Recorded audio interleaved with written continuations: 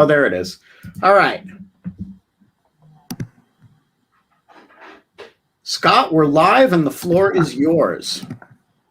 And we're live. It is Thursday, April 8th, 2021. Lots happening in the world right now. It's a battle between the vaccines and the variants. Which will win, and will there be a fourth wave? Joe Manchin throws cold water on filibuster reform. Will this undermine President Biden's plans for building back better? Renewed tensions in Northern Ireland as the Brexit agreement starts to unravel. This and much more today on In Lieu of Fun. And today, this is like the normal thing, right? I mean, aren't I supposed to? Okay. By the way, I just want you to, there needs to be some rules about the powers of the host, but right now I'm assuming imperial powers, and I'm just going to talk, and then eventually Jack will be allowed to say something. But as part of my monologue, I wanted to talk about my dinner with Jacques Derrida. I did have dinner with Jacques Derrida. I had dinner with him twice, and so let me tell you about that. So Jacques Derrida, as many of you know, he's passed away, but he was a very famous French literary theorist, deconstruction theorist. He kind of brought deconstruction over from France into the United States, and it was a kind of the big thing. And I do something very different than deconstruction. I do analytical philosophy. And so when I started teaching at Cardozo Law School, they used to say about me that I was the breath of stale air being brought in. And Jacques Derrida was an adjunct professor for many years at Cardozo. And every year he gave a talk, and then we would go out to dinner with the faculty. So my first year there, he gave a talk, and it was really interesting. And his stuff is inscrutable on the page, but in person, he's actually extremely clear and extremely funny and charming. He was actually a very charming guy. And so he started talking about immigration and migration and immigration, which was appropriate for the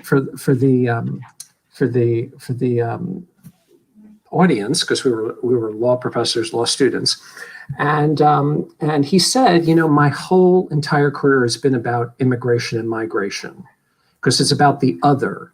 And I thought, wow, that's so interesting. And I went out to dinner with him, and he was so charming, and we talked about his work, and it was really fascinating. And then he came back next year, and he started talking about animal rights, and he said, in a way, I think my entire career has been really all about animal rights. And it was at that point that I realized that I had enough of Jacques Derrida. But next time I host, I will tell about my story, about my brunch with Slavoj Žižek. So that I hope that is a reason to have me back. But Kate, you seem bored. No, Kate. Wait, aren't you going to finish by saying we are not allowed to have fun anymore? Yes, please let me do that. I know what I'm doing. Oh, okay, Ben. I'm just backseat driving over here. Don't mind me.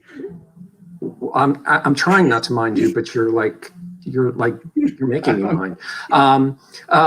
But we're unbelievably. We're just really blessed to have the great Jack Goldsmith with us to talk about his fantastic new podcast after Trump. But I just would like to say that we can't have fun anymore, but in lieu of fun, we get to see and hear from the great Jack Goldsmith. So welcome, Jack. Thank you, Scott. Great to see you. We're also supposed to have Virginia Heffernan, aren't we? We are, but I don't know what's happened to Virginia Heffernan, and she's not responding to my texts. So either we really pissed her off, or she's been eaten by a land shark. But when she shows up, I will bring her in. We also have some people in the audience who played important roles in the development of the show, including the voice of Donald Trump's tweets on the show. So at any point you like, if you want to bring in people who did the soundscape for the show, which is, of course, we can't compare it to the soundscape that you did for the Jurisprudence podcast, which is, the sound design for which was mwah. But is pretty interesting. Just let us know what you want and we will make it happen. Okay, fantastic. Okay, so I just want to say I listened to the first episode today. It was so good. And it was, first of all, aside from the content, which we'll get to, the production values were excellent. I mean, whoever produced it did a phenomenal job. It was like a Ken Burns biography as a podcast. Absent the sepia photographs, but it really extremely well done. But before we get to the podcast, because the podcast is based on the book, maybe Jack could tell us all how the book came to be with Bob Bauer, and then how it segued into a podcast. I'm happy to tell that. I'll give the short version. So Bob Bauer is my co-author on this book, After Trump, Reconstructing the Presidency. It was published last September by the Lawfare Press. Lawfare's first book, I think that's right, isn't it, Ben? It's the first official book of Lawfare Press. Bob Bauer was the White House counsel for Barack Obama and his lawyer for his two presidential campaigns, but most importantly, he was White House counsel for about 2 years. I was the head of the Office of Legal Counsel in the Bush administration for a year. And so Bob and I both have executive branch experience from different parts of the executive branch for very different presidents. Anyway, we decided about 18 months ago that there should be and probably would be a debate about the gaps in accountability and in law and in presidential and constraint of the presidency after Trump.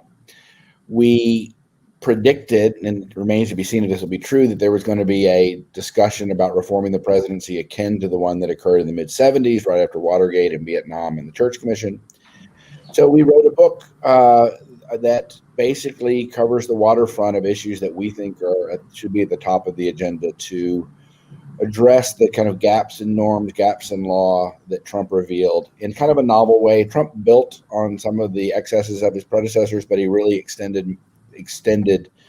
He really went into new territory. And so anyway, we wrote this book. It's got 14 chapters with about 60 reforms ranging from tax disclosure, conflict of interest, pardon reform, war powers, DOJ, White House relations, and the like.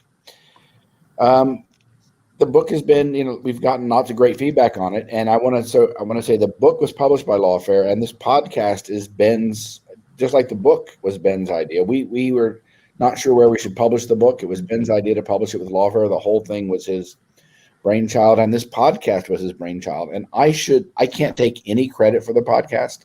All I did was to sit for an hour or two of interviews, and then Ben and Goat Rodeo and Virginia did this amazing thing. So I'll let Ben explain, talk about the podcast. So one thing that Jack just said is incorrect, and I do want to correct it, which is that in no sense was the book my idea. The book and what was my idea was that Lawfare could publish it. That's Jack what I meant. Jack and Bob had a really interesting problem, which was that they were proposing to do a book faster than journalism would normally. If you think about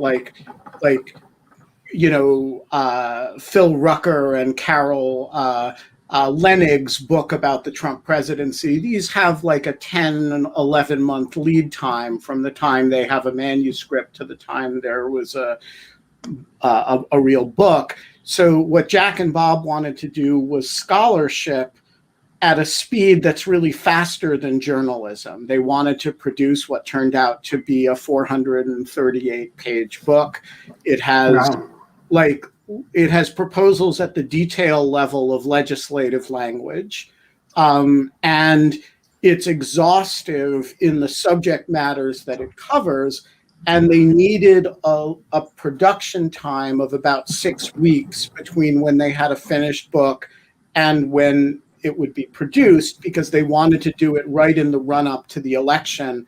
and they thought, and I agree, that it was important that people be able to discuss the book and the ideas in the context of discussing what the relative dangers of not replacing Trump versus replacing Trump would be. And so what we did was to say, it was a bit of a leap of faith. We think we can work on a 6-week time frame and produce a book in that time frame. And there are things you can't do in that time frame, like traditional publication marketing. But we thought we could do a professional substantive edit, a professional copy edit, a reasonable design, and make it available to anybody who wanted it in that period of time. And so we did that last fall, and thanks to the indefatigable efforts of David Priest, who I believe has just shown up in the audience, who kind of ran this process for us. And we put it out, and it got the amazing reception that it did. But then there was this gap that was missing, which was that, and this is the part that gave rise to the podcast, which was, there are many, many, many more people who have a stake in the question of post-Trump reform than are going to read a book at that level of detail. And, I think as an ideological matter, that Lawfare has an obligation to serve those people too. And so the question arose, how do we bring this discussion at this level of sophistication to a group of people who aren't going to read a legislative appendix with, this kind of detail? And so that's what gave rise to the podcast. And it was, as a lot of our podcasts are, a kind of collaboration with the Goat Rodeo folks, and in this case with Virginia Heffernan, who I'm starting to get a little worried about. But the idea was, could we take this book and engage its substance by telling stories about Donald Trump and the problems he raised and discussions of the possible reforms that might ensue. Right. So it's actually really interesting because when I listened to the episode, I almost felt like I didn't have to read the book. Because so much was packed into it. And actually what was really helpful to me is that maybe it's a function of the pandemic and how it's distorted our sense of time. But in some ways, I forgot about so many of these things. Like in the first episode, that's the kabuki thing of the lawyer, like stacks of blank paper saying they created this blind trust. I mean, and I had forgotten about that craziness. And so one of the things I thought was unbelievably well done is that it groups a lot of these things together under subject matter so that it becomes comprehensible and legible and rememberable. But also, one of the problems about when you have a serious book of legislative proposals, it's boring to read. Yeah. But this was the opposite. It was like a documentary.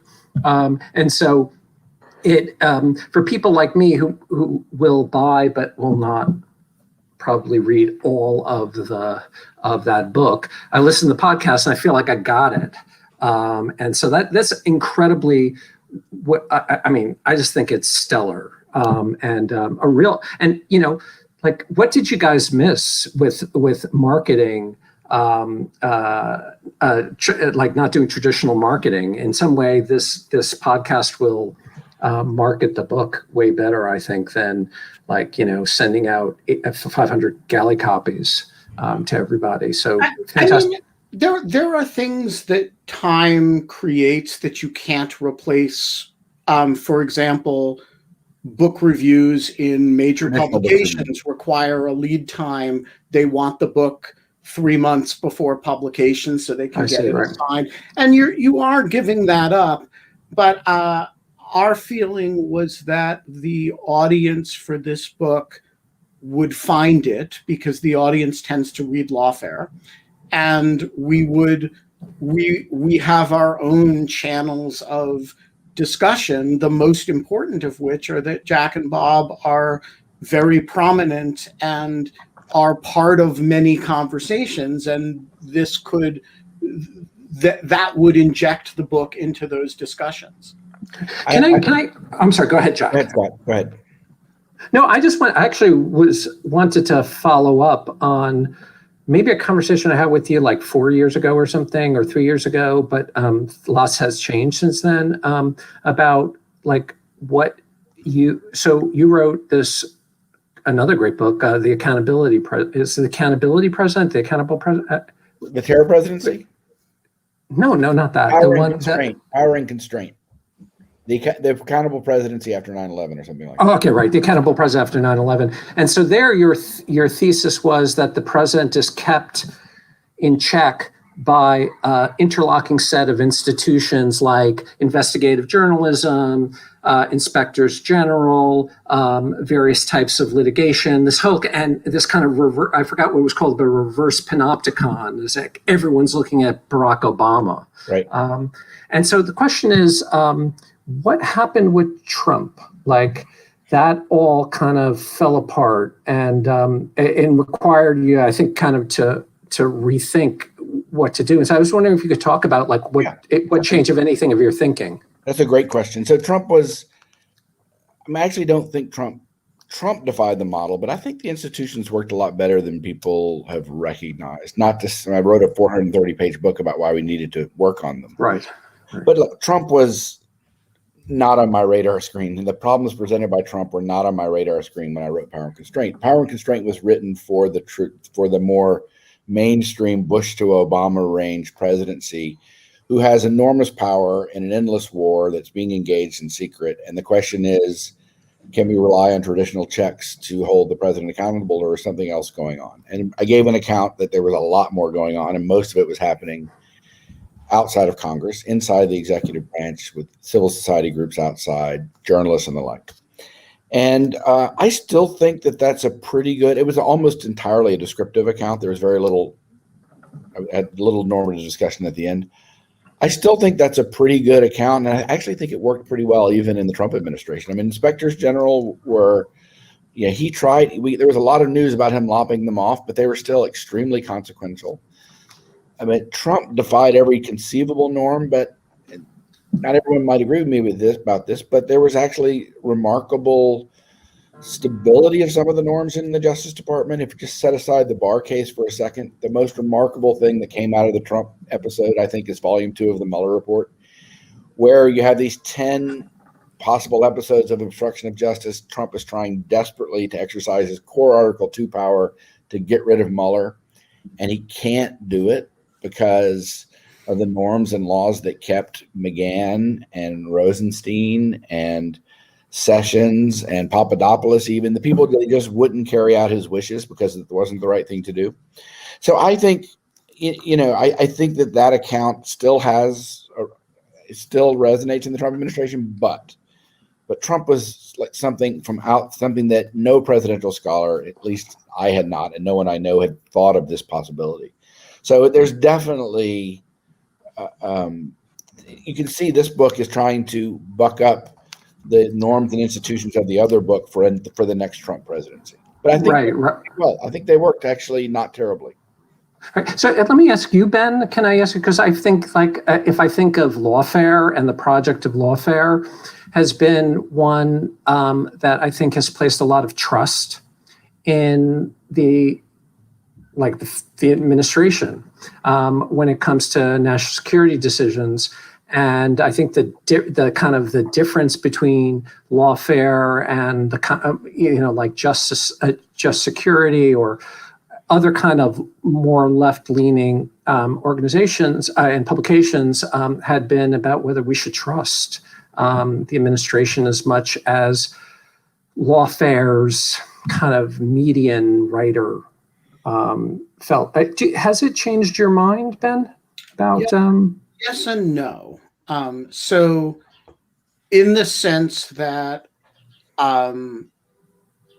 this is the first time I have experienced a president who I genuinely did not believe was a good person, in the most basic sense of being a good person, whose oath of office I thought did not carry any weight, and who I did not believe was acting in good faith on behalf of the public interest.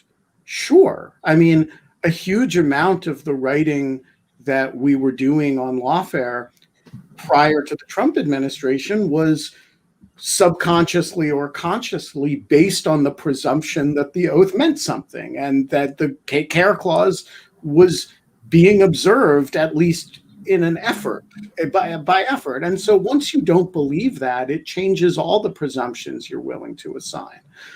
That said, I do think if you think about the criticism that Lawfare has gotten over the years, the consistent theme is that we are too deferential to what Trump used to call the deep state, right? So during the Obama administration, and we would say things like, well, the best analysts are saying this guy is really a terrorist, and the CIA, wants to launch a drone strike. We weren't really saying that's good enough for me, but that's the caricature, right? That's good enough for me. Right. And what was the caricature in the Trump administration? It was, well, the FBI's got some serious concerns about this guy. We should take those pretty seriously. And so I think the odd common thread of Lawfare over time is that we take the institutional interests of the executive branch pretty seriously, and we take the executive branch's earnestness pretty seriously. Now, are my views on that subject shaken to some degree? Of course. Right. I think if you've gone through the last 4 years and haven't had your views on some things shaken, you've what planet are you living on, right? Exactly. But and that's actually one of the things that gives rise to this project is, okay, how do a group of people who take the executive branch pretty seriously, who aren't looking to do radical change, how do you shore up the foundations so that the executive branch runs the way Lawfare expects it to run, rather than, say, the way Just Security expects it to run? Right. I would say, so actually, I want to segue, but I would say, I think philosophically, one distinction is not whether you presume that administrative actors will act according to the oath, but rather, like, do you want to design institutions in such a way that it doesn't really matter, like their character? I mean, the kind of the dream of the institutional designer is you stick anyone in there. And maybe that's just not possible. Maybe Trump showed that, like, if you get somebody so bad, like, nothing's going to constrain him. But I feel like the philosophical the difference is, like, structure versus, in some sense, more personality driven. Like, we know these people, they're good people. But before that's like a bigger overarching philosophical distinction. I want to ask Jack to give me both a prediction and a normative assessment. Prediction: which of your reforms do you think has the best chance of actually being implemented? And number two, which reform do you think is the most important, that it won't happen, but if you had a magic wand, you could get? Okay, thanks. I think the highest likelihood of reforms, are the lowest hanging fruit, are the things that have had bipartisan support for 5 or 6 decades, that every president of both parties has followed, but is instantiated in norms and not law here now. So things like tax disclosure, things like the conflict of interest rules, maybe not our particular proposal, but applying the conflict of interest rules to the president. I think that there will be interest in, again, not sure where we focus, but there will be interest in closing the gaps that Mueller revealed on in the law on foreign interference with elections. That's something that should be bipartisan support for and broad interest. I think those are the lowest hanging fruits and the most likely to get serious attention. Those ideas are kicking around on Capitol Hill now. The most important reform, I don't know what the most important reform is. It depends on what the next problem is going to be. But I think the hardest, and maybe I'll just commit to saying the most important, but the hardest to fix. And we have 5 chapters with about none of which contains a silver bullet is the perennial problem of the relationship between the White House and the Justice Department. And that is a relationship that is so personality driven. The norms are clearly consequential, but it depends on the president, it depends on the attorney general and their commitments. And so that set of reforms is, I think, the most important. A lot of it has to be done within the executive branch. I don't know what's on Merrick Garland's agenda, but I can't think of anyone better placed to get those things right. And the question is, can he put things in place that will outlive this administration? I don't come away from the Trump administration being not confident in the role of norms inside the executive branch. So I do think he can make progress, and I hope he will. Great. First of all, welcome, Virginia. I'm Scott Shapiro. Hi, Scott. And with us, and Jack Goldsmith. I hope everything. Welcome. And I just wanted to say, I love your writing, but I also love your voice. It's beautiful. You have a really pleasing voice to listen to. You did at least in the first episode, a phenomenal job.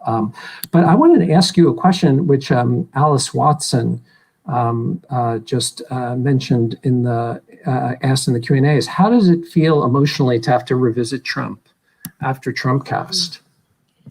When I Go Rodeo also, just to spread the praise, did a beautiful job in the production here. And, the opening audio montage of quotations from Trump and from people about Trump in the beginning.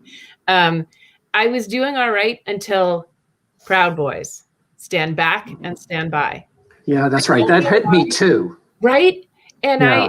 Because the first time, and maybe the only other time I heard it, was in the debate when he said it. And it was so disorienting, and we obviously didn't know what was to come. And it foreshadowed that thing. Looking back after January 6th and hearing those words, it was like a Greek tragedy. It was just, you almost feel like you get to exaggerating these things. And then you have to remember the Capitol was breached and held siege on January 6th. It's no joke to think of it as a Greek tragedy. And I think when I heard that stand back and stand by, understood it as a signal. I was reminded of all the signals from Russia. Are you listening? And then the rhetoric around grab them by the X and all that stuff that's just been in our ears and resonated through our heads for so long. And it's been so nice to have that out of view. So just the audio alone, yes. I don't know if Jack and Ben feel the same, but there's a little bit of a blow with every word that Trump speaks in it. I had a rule all through the Trump presidency that I don't listen to his voice. I don't, if I have to watch a speech, I read it instead of watching it. And there's a certain amount of ambient exposure that you get. And I did have a certain PTSD with that exposure, just associated with producing. When you produce these podcasts, you listen to them, every time Ian would do a cut, I would listen to it and send him notes. And there were probably 6 or 7 cuts of this episode. And so the first few times you listen to it, every time you hear his voice, there's a bit of a quickening of the heartbeat that is, it does return you to a more anxious state. I will say that both you mentioned the sound of Virginia's voice, but there's also the sound of Bob Bauer's voice. There is nobody who is more comforting and just reassuring talking through these issues. Jack's pretty reassuring. jacket. Yes. Not as reassuring as Bob. Not I like agree with Bob. you. Bob is like, Bob calms me down, and I'm pretty read calm. me a bedtime story, man. Exactly. Actually, true. so Tom McGuckin asked a great question. Is that like, how did you deal with the fact, Jack, that you had like different views with Bob? I assume you had different views. I mean, you worked for the second Bush administration. He was in the Obama administration, the head of the White House counsel. Yeah. And when we decided to write this book, we had just had an exchange, a long law review-y exchange about differing views of the role of the government lawyer. When we agreed, but we had become friends. When we agreed to do the book, it was a leap of faith. We didn't know what the issues were going to be, or what we were going to agree on, or whether we were going to agree. And and one of our commitments was that we would try to be as detached as we could, and that we would, whenever we were accepting a constraint on presidential power, we would imagine that on a president we liked, and whenever we were empowering the president, we would imagine that in a president we didn't like. So we had these guideposts. It was actually the most satisfying intellectual experience. We had long conversations, and we came to agreement on everything without problem. We had back and forth. We disagreed on one issue, and that's the fate of Trump after he leaves office. We decided, and Ben, I think that you at one point weren't sure this was a good idea, but we had decided to air that difference in the book. And so we had a very respectful exchange about the pros and cons of going after Trump, but it was a remarkable. I opposed this and repent my opposition. Yeah, well, we toned it down a little bit, but we didn't tone down the essential disagreement. Anyway, we had no idea what we were going to agree on, and it just was a wonderful experience of talking things through. And the truth is, we didn't have much trouble coming to agreement on these various proposals. So can I ask, before I'm gonna rapture people in, though actually I can't. So you'll have to do that, Ben. But before I do that, can I just ask Virginia and Ben this question, which I'm really curious about? Is like, in some way, are you fucking sick of Trump? Like just fucking sick of just hearing and like just. I want, so there's what I love about the project and the book. It's after Trump. It's like, how do we make sure not to go back? But still, there's just the kind of it's just kind of sickening. And also it deeply upsetting to realize how close we came to a second term. And so like, is there a sense like of this, like you want to move on, but you they keep on pulling you back in, so to speak? That people gave me the Michael Corleone gif when I said I was doing this, that I keep getting pulled back in. I mean, I'll say I am sick of the coronavirus, but I'm not at all sick of the vaccine. And nice. That's a nice line. Yeah, I mean, this book and ideally this podcast is like the retrovirals, the mask, the hospital infrastructure, and the vaccine in one. It's such a positive. I mean, I really chewed over the problem for 4 years on Trumpcast, and to be talking about solutions, it's an enormous relief. It doesn't revisit the trauma so much as give the relief. I also get a cue from our current president about how to talk about the last president. You all have probably noticed Joe Biden calls him the former guy, which I think is a really nice way to refer to him if you don't want to say the word again. So yes, this is helping me get over the former guy and look toward the future guys and gals. I would just say, Ben, there's no denying that Trump was good for lawfare and for you, right? I mean, like your writing was like, everyone read that. It was like you were the voice for a while for a lot of us who were absolutely bewildered about what was happening. So there's a sense in which it took you to the next level. And obviously, you wouldn't trade it for that, but it was good for lawfare. No. Well, all right. Let's be. first of all, in the sense that when you do your PowerPoint of whether you're going to vote for Trump or Biden, you put first on Trump, he's a businessman. Second, he's good for my Twitter feed. Right. In that sense, yeah, of course. I mean, like, there's an audience for things that I've thought are important for a very long time that there didn't used to be. On the other hand, look, I never set out to be a television personality, and I don't actually want to spend, and as soon as Trump lost and I had the opportunity to give up my MSNBC contract, I gave up my MSNBC contract, right? I would much rather be doing In Lieu of Fun to an audience of a few hundred people and having conversations of this quality than than doing the things that I spent 4 years doing.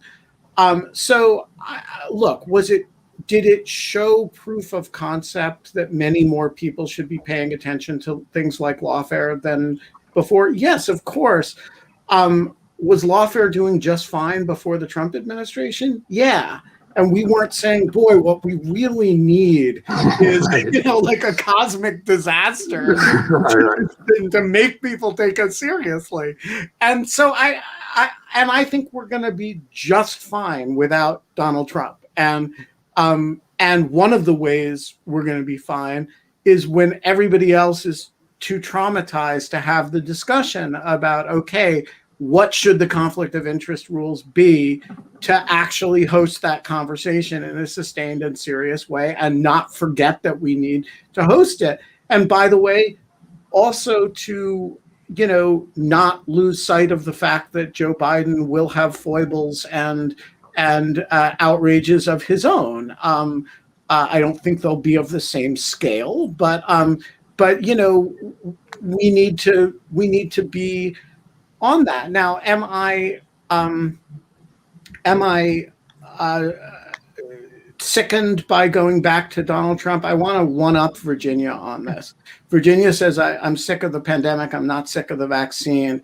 I will say I'm so sick of Donald Trump that I'm willing to listen to his voice as much as I have to solve the problems and address the problems so that we don't actually have to deal with the real situation again.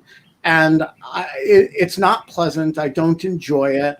And I hope I am not, I grew up, as did you, I think, Scott, in a world in which it's sort of a Jewish world in which we all knew people who were in the Jewish community who were sort of 2 generations older than us and still arguing about, Alger Hiss and the Rosenberg, right? We all knew that. And I don't want to be that person 50 years from now, 40 years right. from now. But I do want to make sure the Ed Levy's of today, the people who come in after the disaster and have to clean up and do a really good job, have space in which to work. Right. Can we? Thank you so much. Actually, these are really nice, honest answers. Can we rapture people? Yeah. Tell me who you want to hear from. I don't know. I can't tell who's here. I don't have. Well, if you look in the ask a question box, you can see all the people who have asked a question. And I will also point out that if you want to hear about any of the physical production aspects, Ian Enright is around. And if you want to hear the voice of Donald Trump in the form of the tweet, Bryce Clem is here, and he does. I think you answered the question. Okay, let's bring in Bryce Clem, and we're gonna. You guys are gonna see something kind of improbable here. So we hired Bryce Clem as an associate editor at Lawfare, having no idea that he could do this. Now, he looks like a nice young man with blonde hair. He doesn't look anything like Donald Trump. But if those of you who have listened to the podcast have heard what Trump's tweets sound like, and Bryce, tell us a little bit about yourself. So I'm an associate editor at Lawfare, and I just want to preemptively say I'm sorry for people that are tired of hearing Trump's voice. But I just want to say to Ben and everybody, what an honor it is to use my really strange talent to bring attention to this project. All right, so now watch as Bryce magically transforms into Donald Trump. Here's Bryce's Trump voice. Ben, it's really great to be here on the In Lieu of Fun show. I mean, when you really think about it, it should be called In Lieu of Trump because there's no more Trump. And, the branding on the after Trump was perfect. Had my name right up there. So, really, thank you very much for that. Are you going to say we're not allowed to have Trump anymore? No, because you're allowed to have, who's right I here, see. so, Okay. But what I think is especially amazing, first of all, and I mean this in the best way, but you look like the most wholesome, like I can't imagine. Oh my God, with the dimples, like you got dimples. You're like so squeaky clean. Can you imagine our surprise? Yeah, really. When I was informed, he wouldn't inform me that he had this skill. His associate editor, Rahini Kurup, informed me that, by the way, you should check out Bryce's Trump impersonation. And so every episode of the podcast will have, actually, on the merits, they have tweets that you need to hear from the Twitter feed. So Bryce does our Twitter feed. It's sort of an interesting dynamic of Twitter that, as kind of loud and yappy as the whole service feels, it's silent. It's like it's the written words, right? Such as it is. So it is fantastic to have in-house someone that can add audio to the tweets. It's amazing. And speaking of like the industry that Trump was somewhat good for, like impersonators, including Trumpcast's own John D. Domenico, had a big 4 years, and everyone needed someone who could really do him. But I guess now we need Dana Carvey back as Joe Biden. But Bryce. Thanks, Bryce. It's a shame because I do an unbelievably good Joseph Raz imitation, the legal theorist, and but like I can do Charlie Rangel. I can do Alger Hiss, man. So let's just have it. Let's reprise any debate. And I can do Strom Thurmond. Actually, Bryce looks a little like Alger Hiss, or he has the same squeaky clean vibe. Wait, Jack, what about you? Can Jack, you do Jimmy Hoffa? Come on, bullshit. Jack, who in the privacy of your bedroom? Yeah. What imitations? Hemingway? Hemingway? Do you have a Hemingway? Nope, I don't do imitations. I'm sorry, it's not one of my talents. Well, you're a liar. Because I'm very honest. I'm not lying. I can't think of. I'm actually sitting here trying to think of the last time I imitated someone, and I can't imagine. I can't think of it. I think it's because you have such a distinctive accent. Why would you leave it behind? I don't think that's it. So who should I bring in, Scott? Let's bring the producer. All right. Because that producer did an incredibly good job. So Ian, is this from Goat Rodeo? Ian Enright is the proprietor of Goat Rodeo, and he is responsible for. We've worked with Ian and his team on a whole bunch of things, starting with the Report podcast on the Mueller report, but now they do all the Lawfare podcasts and Rational Security. And ropes us in slowly but surely, just keeps pulling us deeper into the fray. But what is going? What are those two little white things above your head? They're his horns. Well, actually, I have a little piece of art that literally seconds before you guys brought me on, it fell off the wall. So I don't know if that's a bad omen. It's a sound wave. It was a sound wave. Oh, that's cool. Okay, that's cool. Because right now it's so distracting that I can't even think of anything. Because it just seems like some kind of emanation from your head. But I will say I hope you were on the show earlier. I just thought it was, the production values were just absolutely amazing, really terrific. Especially, and I want to just I want to echo what Virginia said about when you hear him say stand by and stand back and stand by or something like that. I forget exactly what he said. It shocked me. It's funny. The line that shocks me every time is not that one. It's And then I have this Article 2, which says I can do Oh, yeah, anything that's I right. The want. last part of that montage thing is amazing. Whoa, I'm like, I remember him saying that, but did he really say that? And then the end of the montage, the power of the presidency, it's got to be total, and that's the way it's got to be. Just with that loping music. Yeah, Ian, you. I mean, we're asked about the audio, but you're the one that heard these bites over and over again. I mean, when you were putting together, just because I think everybody's heard that opening, tell us about what it was like to choose those and how you chose the order. Well, so because we've done a lot of podcasts in the last 4 years, I feel like I have there are Trump sound bites that will just play in my head at the second that somebody. I mean, when we were first kind of diagramming what exactly we were gonna pull here, I had that Article 2 quote was already in, I will have dreams of Donald Trump's voice, I'm sure, for months to come, and part of some of the delineation of work for the rest of the team, which I will say, Zachary Frank did a lot of work on the scripting. Megan Adult, we have lots of people at Go Radio doing stuff, but it's somewhat. This feels like the culmination of a lot of the last. Knock on wood, the last time we'll have to extendedly use Trump's words for things. And I'll just say that I think Bob and Jack make this stuff incredibly easy, in that this was the same sort of problem that we had with the report, which is I have zero background in any understanding of the law and our job is sort of to parachute in and find make this the access point for people jumping into this a lot further, because and I will say to the people listening, it is not, the podcast is by no means an exhaustive look at any number of this stuff. Most of even when we get to the solutions, we're cutting out most of the substantive things that you would really, it's probably good to make you interesting at a dinner party, but you will definitely want to read the book to actually have a prescriptive understanding of what you're supposed to be doing next. So anyway. Yeah, is it true that Jack only did only sat for 1 hour and that was it, or is he lying?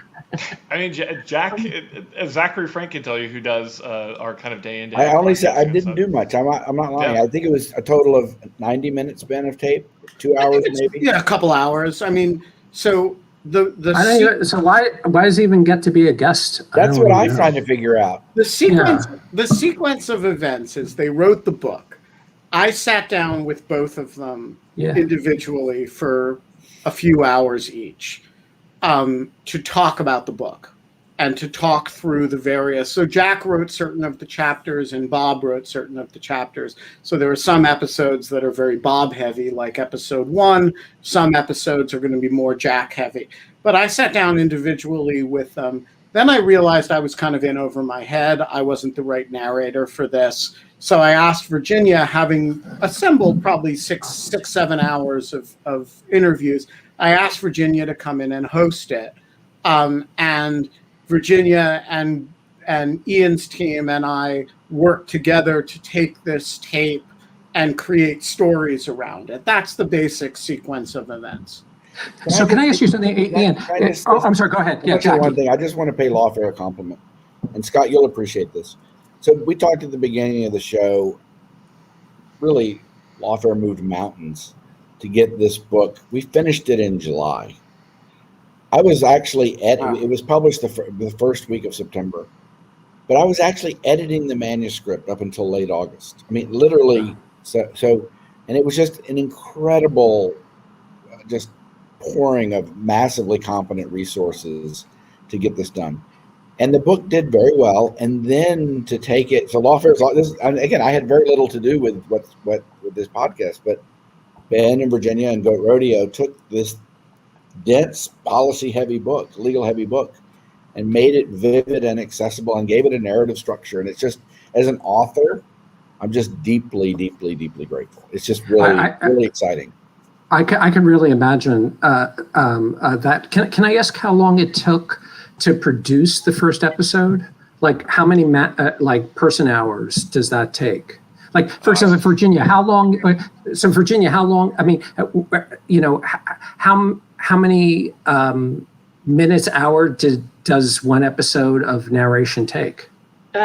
Recording with Zachary is very easy, and now that we're all doing it from home, and I had all my stuff from Trumpcast. There's not even like studios, or my partner happens to be a sound engineer, so he's here doing that part.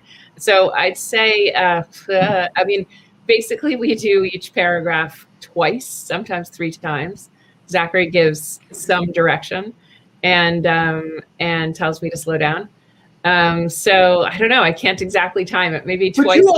But you also spent a lot of time writing. I mean, and then right, a lot of work on the writing, and also as Ian says, and I'm sure people in comments have so much of this memorized. I mean, we've so much of the Trump story memorized, or that figuring out when to say, if it's what you say, I love it, or Russia, if you're listening. Just the amount of shorthand that we all have for these things is, so I contributed, I think, to that shorthand, in our meetings when we're putting together which tweets should we record. By the way, the Go Rodeo team quickly figured out how to access Trump's tweet archive, so we didn't have to do them all from memory. But in any case, we all just pooled our resources to write it. I would Ben wrote, just to be more specific, Ben wrote a draft that had all the building blocks, and then I edited that, and worked over that, and then we sort of went from there. It's a really big collaborative effort. But I can't tell you how heartening. I had Jack and Bob both on Trumpcast, and Jack to talk about the book. And I think the election, so, when he says August 2020 that he finished, let's just remember, well, at least nothing happened since then. Our theory was, if we wrote up through August, we would basically capture everything that was important. Oops. Oops. Right. So, well, Susan and I finished our book in January, our book in the spring of 2019, and there was this little impeachment thing that happened after. Yeah. But this was, I mean, not only does After Trump the book miss January 6th and the second impeachment of Donald Trump, it misses the victory of Joe Biden against him in November. I mean, that was a difficult introduction for needle to thread for you and Bob, trying to say, well, in January of 2021, a president will be inaugurated. And we actually said, we actually covered ourselves by saying there will be an after Trump, and we don't know if it's January 21 or 25. But so it would have been different. The book would not have been as relevant had Trump won. I mean, this conversation could have taken place. I mean, would have taken place in the context still of Trump. Like the moment will. Yeah, it would be a useless conversation. And then the other thing that I think is interesting about the timing, and maybe we want to move on from this, but this what I think of this Bauer-Goldsmith dispute in the crux of the book, which is not small. I mean, it's small in the context of all the things you agreed on, but it's a substantial issue to disagree on, which is whether or not Trump should be prosecuted after leaving office. And I thought once we started working on this after the election, after the insurrection, that surely, Jack, you would have changed your mind, that there should be some prosecution for incitement. We were rolling into the impeachment. I thought now Jack went to Washington and Lieu University. He's comfortable with leaving people alone after insurrection. That was extremely that wasn't the basis for my choice. But no, I know, but I couldn't. But Virginia actually, I don't think Trump committed a crime on January 6th. He's a terrible person, and what he did was worse than a crime. And it was the worst thing any president had ever done by far.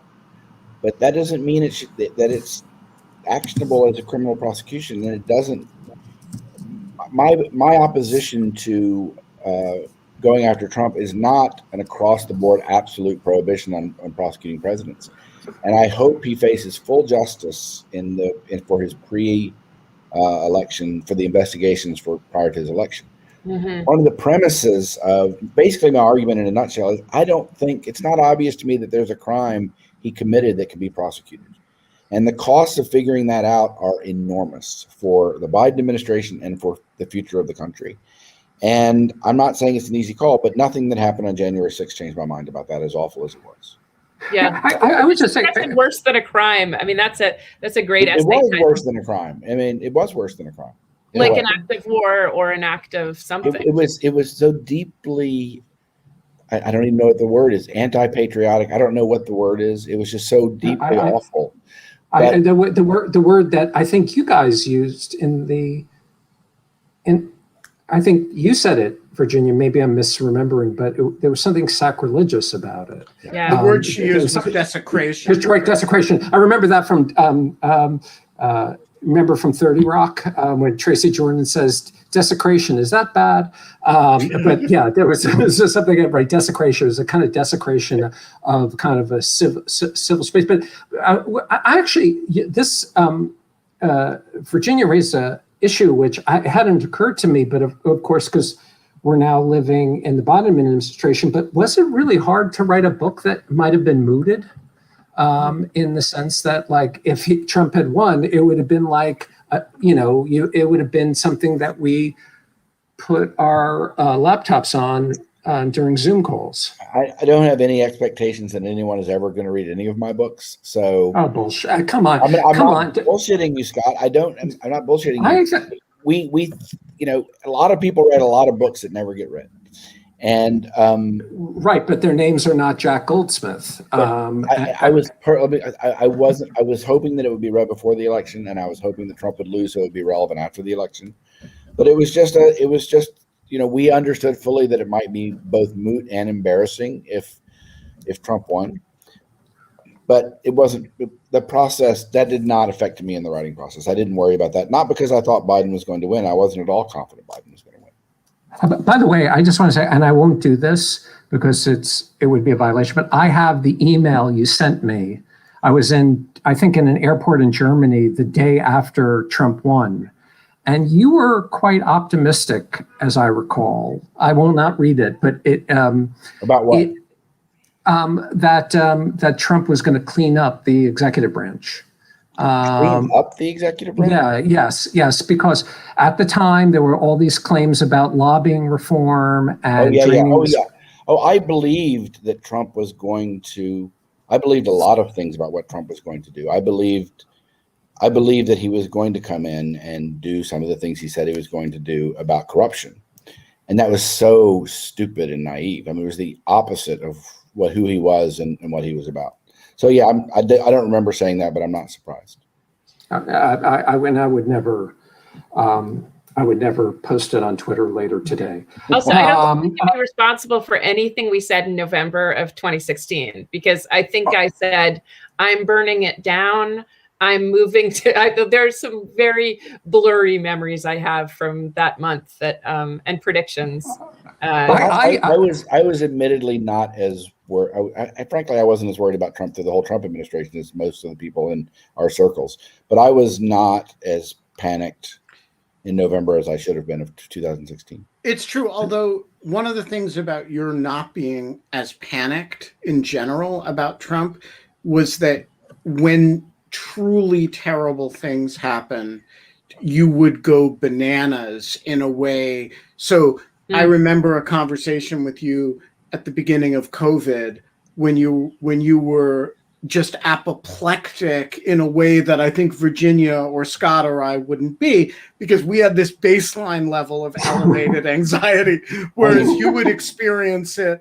And you were shocked by the after the election conduct in a way that,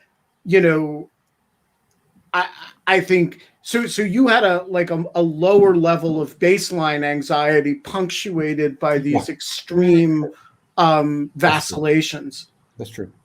You can get your heart rate back to normal. You didn't stay stuck in cortisol. No. There was actually, on this note, there was I think I told this on Trumpcast, but Jacob Weisberg, who started Trumpcast, introduced me to Ben Wittes. I was with him on election night 2016, and this guy's like Jack, he just usually has historical context to put things in. I was sure looking over at him as Trump was winning, that he was going to explain to me how McGeorge Bundy or someone I hadn't heard about anticipated all of this and the founders and the thing, and there'd be fail safes. And when his face was white as a sheet, that's when I knew that we were in serious trouble. It was like, it took that. I knew I would freak out. I knew Michelle Goldberg, who was also there, would be like getting her hard assets together. But yeah, when Jacob and Jack get worried, then that's when you know we're in real trouble. Scott, we should wrap.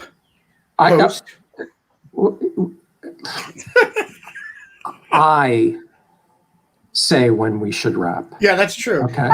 But before we go, Scott, I have a question for you. I will allow you to ask it.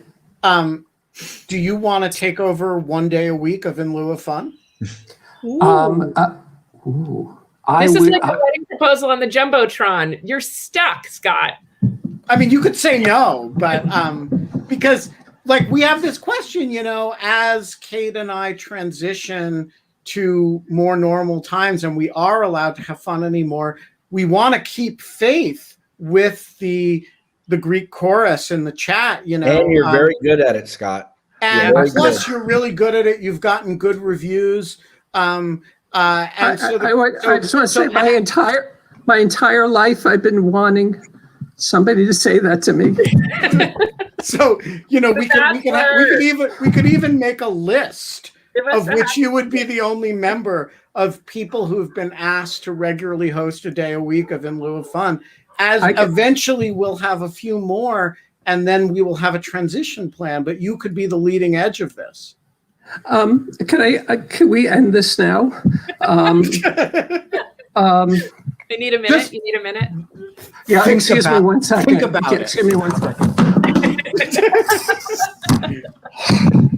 Okay. Think about it, Scott. Yes, I will think about it. I'll have to speak to my agent. Okay. Yeah, you had me at Scott. So this was so much fun. No, this was so not in fun. This was so not fun, but this was in lieu of fun. We don't get to have fun anymore, but we get to have this amazing team of just patriots who want to make sure that as best as we can, we don't have to go through the hell of the last 4 years. So I want to thank Virginia Heffernan, the voice and the writer. I mean, I didn't realize that you had written so much of it. And congratulations, Jack. I'm sorry that I called you a liar. And 3 times. 3 times, right? I'm really sorry because I think the world of you, even though I don't actually believe everything you say. And of course, Ben, who is the impresario of everything and put this thing together. You guys should be really proud. Great job. Thank you, Scott. Thank you, Ben. Thank you, Virginia. Thank you all. We will be back 22 hours and 56 minutes from now. Kate will be back in her chair, having not screwed up her Friday schedule. By the way, how you screw up your schedule after doing something 377 days in a row, you schedule something right on top of it, I'm not sure. But in my defense for lateness, I have had no Wi-Fi all day, and suddenly it's back in business. So it's okay. It created a certain dramatic tension in the show. Excellent. And I'm just making fun of Kate because I screwed up my schedule about a week ago, and we did In Lieu of Fun at 7. I can't do that today because I have an event for Georgetown this evening. So we will be back tomorrow with Kate in her chair. Scott's going to talk with his agent about taking over a day a week of In Lieu of Fun. We'll be back 22 hours and 56 minutes from now. And until then, Scott? We can't have fun anymore. But in lieu of fun, we have each other. Dude, see you tomorrow.